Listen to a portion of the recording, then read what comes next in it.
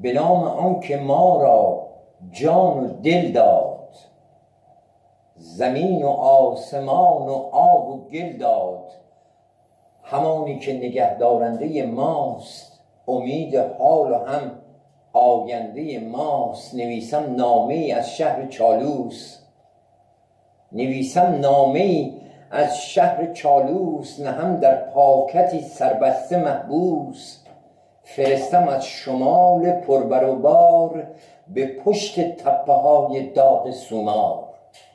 برای آن که در دستش تفنگ است، خدا یارست و او مشغول جنگ است. فراقش دیده را بنموده چون رود، درود بیکران من به محمود.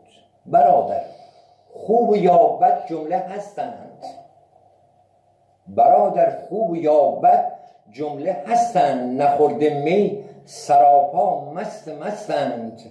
بهار است و همه مشغول کارند، کلاغان بر سر گاوان سوارند. سیه پوشیده آن همسایه ما، نموده نوجوان سرمایه ما. شهیدان زنده تاریخ مایند، چون مرهم زخم دوران را شفایند. برادر جان جواب نامه بنویس، برادر جان جواب نامه بنویس. از آن غوغا و آن هنگامه بنویس.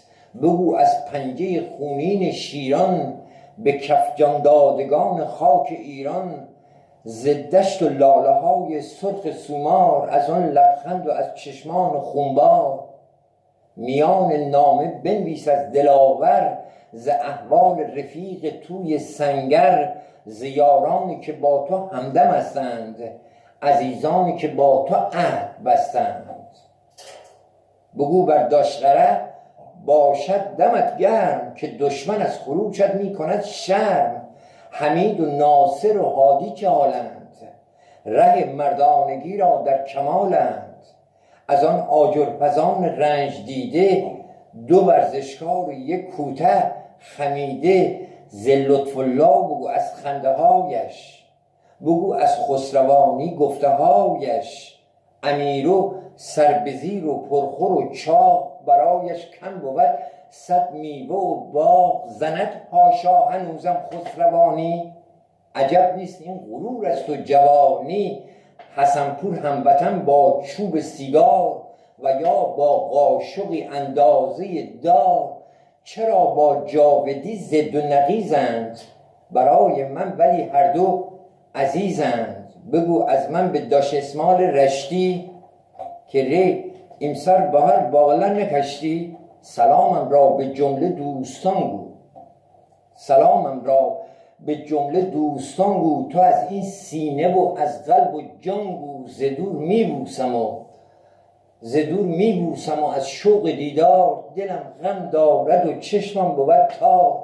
خدا یار شما باشد همیشه، که دشمن برکنید از بیخ و ریشه. شما با ارزش و با افتخارید، شما بر مرکب دوران سوارید.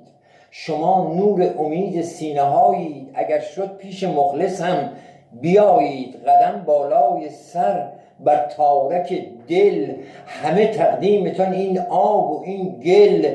زمین را صاحب اصلی شمایید، شما هم صاحب ارض و سمایید.